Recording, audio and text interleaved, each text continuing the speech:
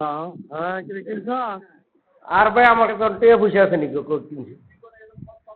হ্যাঁ, আমার কাছে টিয়া পয়সা নাই তো, আমি না খেয়ে এই অবস্থা চলতেছি। কিনস্তায় না কিনস্তা কে কারণ আমি পাঠাচ্ছিলাম এটা তো আমার টিয়া পয়সা আছে। আমি ওই যে ফ্ল্যাট কমপ্লিট করতাম যাই হাওলাত বরাত করে মনে করেন বিধি কিচ্ছা হয়ে ভরে গেছি গা। নাই কাজ কিনছি না তা আমিও না কো এটা আমারে বাচ্চা আমি তো আর ওই আসছে না নাই আমার এগুলি দরকার নাই তো কিন্তু এটা দিয়ে দেখবেন ভাই আমার নাই পারতাম না ভাই আমার কাছে ভাই আমি যে অবস্থা তোর এত কথা দরকার নাই তো তোর কিচ্ছা কাহিনী তুই অভাবে আসো ভিক্ষা করো। হ্যাঁ, আমার এগুলো জানা দরকার নাই। তুই বলবি ইয়েস আর নো, বাস শেষ। ইয়েস হলে তুই কো আমার এজন ভাই আমার 2-3 সময় দেন আর ব্যবস্থা করে আমরা দিতে। আর না হইলে কবি যেন ভাই আমি দিব না। আর না কবি বাস তোর লোকে হতে হতে আমার এটা নিয়ে এই দরকার আছে কথা কওয়া। তুই কবি যেন ভাই আমার 2-3 দিন আমরা অপেক্ষা করেন, আমি পাঠাইতেছি আপনাদের বাস শেষ। তুইও শান্তি আমিও শান্তি। আর যদি না বেশ করতে যাবে আমি পারতাম না। তোর আমি ওই অভাবে আছি আমি অভাবে আছি দরকার আছে এই সময়। হ্যাঁ, বুঝছস আমার কথা তুই? আমার কথা তুই বুঝছস খুবই? বুঝছি। হ্যাঁ, অহরাল্লাহ তোর আমি কাজ করে ফোন দেবো না। আচ্ছা, রবিবার সব মঙ্গল বুধবার দিন ধরে ফোন দেবো, ঠিক আছে? তুই ব্যবস্থা করে আর সুদে লবি না করতে লবি হ্যাঁ লই হইলো লইয়া তুই কিনা আই এটা নিয়ে জাহিরি করার দরকার নেই, মানুষের জনজনের দরকার নাই, ঠিক আছে? তোর মাথায় যদি বুদ্ধি থাকে কবি, আর যদি তোর বুদ্ধি না থাকে তাহলে তুই জনে এরে কই ফেরে বলিস, বুঝছস? তুই দেখিস তোর কতটা হ্যাঁ তোর যায়। জিয়াউল হাসান স্বপন ওরফে জিএস স্বপন, যিনি টঙ্গীবাসীর জন্য এক আতঙ্কের নাম।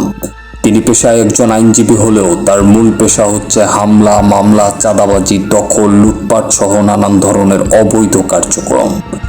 জিয়াউল হাসান স্বপন ছিলেন টঙ্গী সরকারি কলেজের ছাত্রদলের সাবেক জিএস। তারপর যুক্ত হন বিএনপিতে। স্বপন মহানগর সাবেক যুগ্ম সাধারণ সম্পাদক ছিলেন। তবে নানান সময় নানান ধরনের কার্যক্রমের মাধ্যমে বিএনপির ভাবমূর্তি ক্ষুণ্ণ করে, যার ফলশ্রুত জিএস স্বপনকে বিএনপি থেকে বহিষ্কার করা হয়।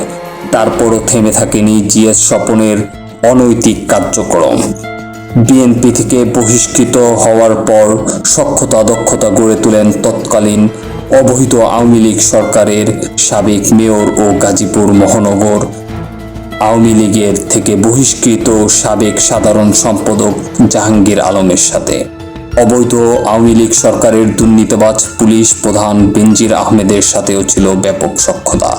স্বপন টঙ্গী সরকারি কলেজ ছাত্রদলের সাবেক জিএস হলেও তার চলাফেরা ছিল কেন্দ্রীয় আওয়ামী লীগ নেতাদের সাথে। এই সকল সখ্যতায় গড়ে তোলেন নিজস্ব এক গুন্ডা বাহিনী, যারা তার হয়ে চাঁদাবাজি, দখল, ভয়ভীতি দেখানোর কাজ করে থাকে।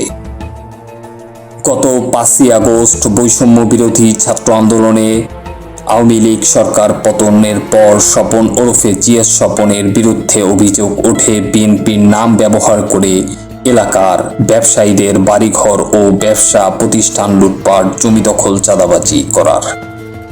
স্বপন নামধারী আইনজীবী পরিচয়ে ব্যবসায়ী এবং সাধারণ মানুষকে মামলা হামলা করে টাকা দাবি করেন।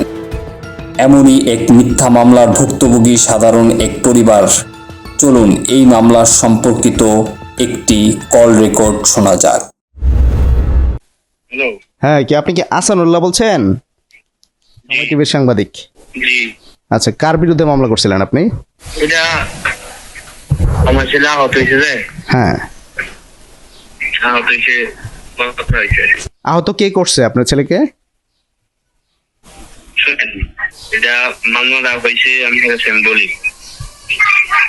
মামলাটা হয়েছে প্রথম তো যে মামলাটা আমার নিয়ে গেছে উকিলে, দেখেন উকিলের নাম্বার আছে, ওরে ফোন দেন। মানে আপনার ছেলেকে কি তারা মারছে, মানে যাদের বিরুদ্ধে মামলা করছেন? 11 বছর বয়সী এক শিশুকে আপনি মামলা দিচ্ছেন। আচ্ছা, আমি বলি মামলাটা হয়েছে নাম আছিল আমার দেখাইছে কয়েকজনের নাম। পরে এত মেসের নাম ঢুকাই দিছে, আমি তো জানতাম। কে মামলার নাম ঢুকাইছে? ওই যে অ্যাডভোকেট সাহেব, অ্যাডভোকেট সাহেব ঢুকাইছে? ওর নাম্বার আছে যে, হয় অ্যাডভোকেট স্বপন। স্বপনের কথায় যে আপনি মামলা করলেন এই 11 বছর শিশুর বিরুদ্ধে, এর কাজটা কি ঠিক করছেন আপনি? বলছে শেখ হাসিনার নামে মামলা দিব, তারপরে নামে মামলা দিব, এই নাম দিয়ে ঢুকাইছে অ্যাডভোকেটের সাথে কথা বলে। আচ্ছা আচ্ছা, স্বপন, অ্যাডভোকেটের সাথে কথা বলে। ঠিক আছে, ওকে। এই ধরনের মামলার ভুক্তভোগী অনেক ব্যবসায়ী এবং নিরীহ জনগণ। চাঁদাবাজির টাকা দিতে অস্বীকার প্রকাশ করলে জিএস স্বপনের মিথ্যা মামলা থেকে রেহাই পায় না কেউ। জিএস স্বপনের চাঁদাবাজি, চোর দখলদারি মামলা ইত্যাদি শিকার এক ভুক্তভোগী থানায় জিএস স্বপনের নামে সাধারণ ডায়েরি করেন। এ বিষয়ে মামলার তদন্ত কর্মকর্তা পশ্চিম থানার উপপরিদর্শক মোহাম্মদ নাজমুল আলম বলেন, মামলার নামে তার চাঁদাবাজির খবর আমাদের কানেও এসেছে। টঙ্গীর মূলধারায় রাজনৈতিক ব্যক্তিদের কাছে নাম প্রকাশে অনিচ্ছুক অনেকেই অনুরোধ করে জানান, দলের সুনাম ধরে রাখতে এবং সাধারণ মানুষের পাশে থাকতে এমন নামধারী নেতাদের আইনের আওতায় এনে বিচারের ব্যবস্থা গ্রহণ করার। জিয়াউল হাসান স্বপন নামটা মনে রাখবেন দেশের সকল সুবিধাভোগী ও চাঁদাবাজি নেতাদের।